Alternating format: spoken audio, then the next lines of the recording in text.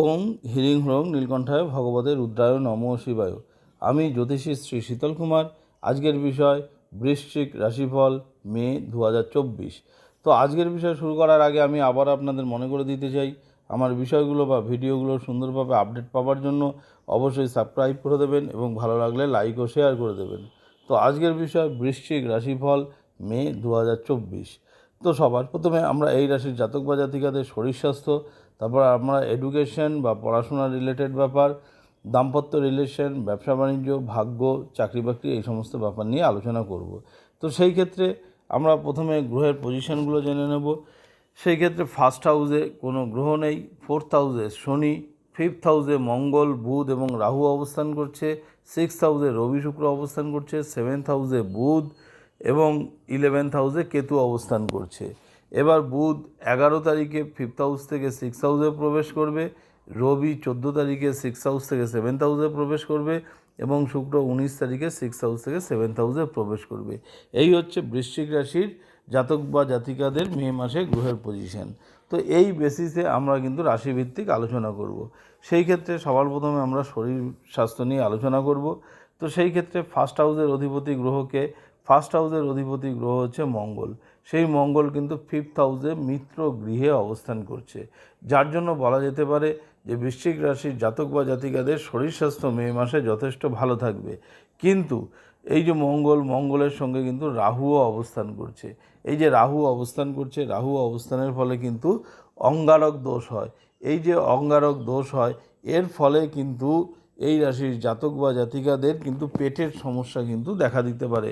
একটু পেটের সমস্যা দেখা দিতে পারে, কখনো কখনো হঠাৎ করে শর্ট টেম্পার হতে পারে, যার জন্য টেনশন বৃদ্ধি হতে পারে, একটু ইমিউনিটি সিস্টেম কম হতে পারে।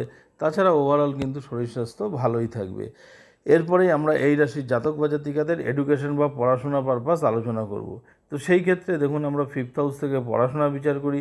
ফিফথ হাউসের লর্ডকে বৃহস্পতি, সেই বৃহস্পতি সেভেন্থ হাউসে অবস্থান করছে এবং এই যে সেভেন্থ হাউসে বৃহস্পতি অবস্থান করছে, এটা কিন্তু অত্যন্ত শুভ এবং ফার্স্ট হাউসে সে কিন্তু দৃষ্টিও দিচ্ছে, যার ফলে এই রাশির জাতক বা জাতিকাদের কিন্তু পড়াশোনায় যথেষ্ট মন বসবে এবং পড়াশোনার ক্ষেত্রে কিন্তু ভালো হবে।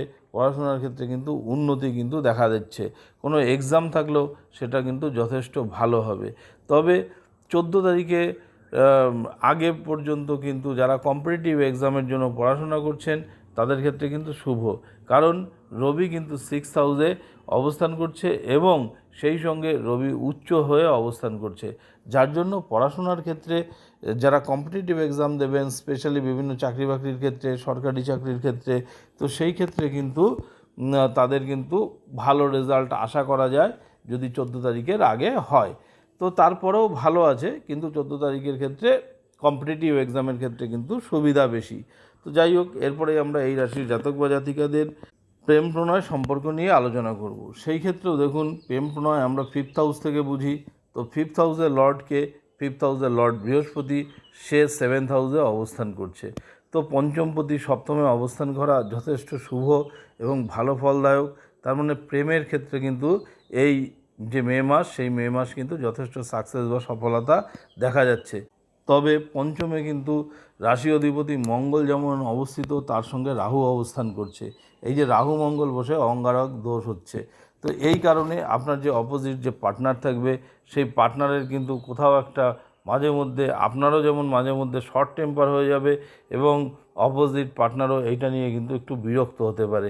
তো এই যে অ্যাগ্রেশন এবং একটু বিরক্ত, এইগুলো টুকটাক থাকতে পারে, কিন্তু এইগুলো টুকটাক থাকলেও আশা করা যায় অসুবিধা হবে না। ওভারঅল কিন্তু প্রেমের সম্পর্ক কিন্তু ভালো কিন্তু দেখা যাচ্ছে। এরপর আমরা এই রাশির জাতক বা জাতিকাদের বৈবাহিক সম্পর্ক নিয়ে আলোচনা করব। সেই ক্ষেত্রে দেখুন, বৈবাহিক সম্পর্ক আমরা সেভেন্থ হাউস থেকে বিচার করি। তো সেভেন্থ হাউসের লর্ডকে শুক্র, সেই শুক্র কিন্তু সিক্সথ হাউসে অবস্থান করছে। সিক্সথ হাউস অর্থাৎ রোগের ঘর বা নেগেটিভ ঘর, এবং রবি যুক্ত হয়েও অবস্থান করছে, রবি শত্রু। তার মানে এই যে সিক্সথ হাউসে অবস্থান করার জন্য কিন্তু প্রথম দিকে, অর্থাৎ এখানে কিন্তু বিফোর 19 কিন্তু শুক্র অবস্থান করবে। তার মানে কোথাও একটা প্রথম দিকে কিন্তু একটু দাম্পত্য সম্পর্ক একটু সমস্যা দেখা দিতে পারে। স্পেশালি দেখা যেতে পারে যে অপোজিট পার্টনারের হয়তো একটু শরীর স্বাস্থ্যেরও একটু প্রবলেম হতে পারে। তো খুব বেশি না, তবে অল্প বিস্তর কিন্তু শরীর স্বাস্থ্যেরও প্রবলেম হতে পারে। হ্যাঁ, কিন্তু 19 তারিখে শুক্র কিন্তু 7th হাউসের নিজস্ব গৃহে অবস্থান করবে। তো এই যে 19 তারিখে অবস্থান করবে, 19 তারিখের পরের থেকে কিন্তু দাম্পত্য রিলেশন যথেষ্ট ভালো থাকবে। তো যাই হোক, এরপরে আমরা এই রাশির জাতক বা জাতিকাদের আমরা ভাগ্যর ব্যাপারটা আলোচনা করব। তো সেই ক্ষেত্রে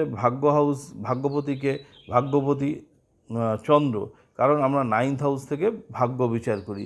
সে চন্দ্র কিন্তু সোয়া দুদিন ধরে প্রত্যেকটা ঘরে অবস্থান করে। তো সোয়া দুদিন ধরে প্রত্যেকটা ঘরে অবস্থান করে, তার সঙ্গে 10th হাউসের যে লর্ড, সেই লর্ড রবি কিন্তু বিফোর 14 পর্যন্ত উচ্চ হয়ে 6th হাউসে অবস্থান করবে এবং 14 তারিখের পরে কিন্তু সে সপ্তমে যাবে। তার সঙ্গে রাশি অধিপতি মঙ্গলও কিন্তু পঞ্চম স্থানে অর্থাৎ কোণে অবস্থান করছে। তার মানে ওভারঅল কিন্তু লাক বা ভাগ্য কিন্তু এই আগামী মাসে বা মে মাসে কিন্তু সাথ দিতে চলেছে। তো ভাগ্যের কিন্তু শ্রীবৃদ্ধি হবে, ভাগ্যের দ্বারা কিন্তু উন্নতি হওয়ার সম্ভাবনা আছে। তো এরপরে আমরা এই রাশির জাতক বা জাতিকাদের কর্ম বা চাকরি বাকরির ব্যাপারটা নিয়ে আলোচনা করব। সেই ক্ষেত্রে দেখুন, কর্ম বা চাকরি বাকরি কারক গ্রহকে রবি, কারণ 10th হাউসের লর্ড রবি, সেই রবি কিন্তু ষষ্ঠ স্থানে অবস্থান করছে। তো সেখানে কিন্তু রবি উচ্চ হয়ে অবস্থান করছে। তো উচ্চস্থ রবি এবং দশমপতি যদি উচ্চস্থ থাকে, তাহলে কিন্তু কর্মের ক্ষেত্রে কিন্তু দারুণ সফলতা কিন্তু আসতে পারে। অর্থাৎ কর্মক্ষেত্রে কিন্তু স্পেশালি যারা নতুন জবের চেষ্টা করছেন তাদের ক্ষেত্রেও কিন্তু সাকসেস দেখা দিতে পারে, কারণ রবি উচ্চ হয়ে অবস্থান করছে এবং এটা কিন্তু চর রাশিতে অবস্থান করছে। অনেক সময় দেখা গেল যে আপনারা যেখানে কর্মরত আছেন সেখান থেকে একটা ট্রান্সফারেরও কিন্তু ব্যাপার আছে। তবে সাকসেসের ঘরে কিন্তু কেতু অবস্থান করছে, অর্থাৎ 11 হাউসে কেতু অবস্থান করছে এবং শনি কিন্তু 10th হাউসের দৃষ্টি দিচ্ছে।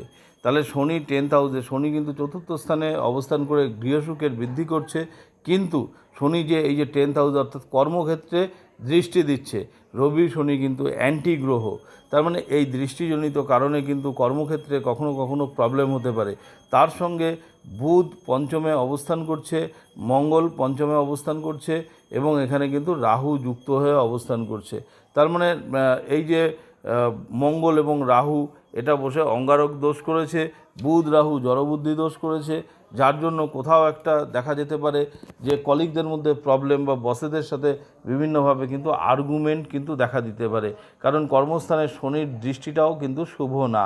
তো ওভারঅল বলা যেতে পারে যে কর্মক্ষেত্রে কিন্তু একটা অ্যাভারেজ 60-70% ভালো এবং 30% কিন্তু বাক বিদণ্ডা হতে পারে। অনেক সময় কিন্তু ট্রান্সফার বা এই সমস্ত ব্যাপারগুলো কিন্তু হওয়ার কিন্তু সম্ভাবনা আছে।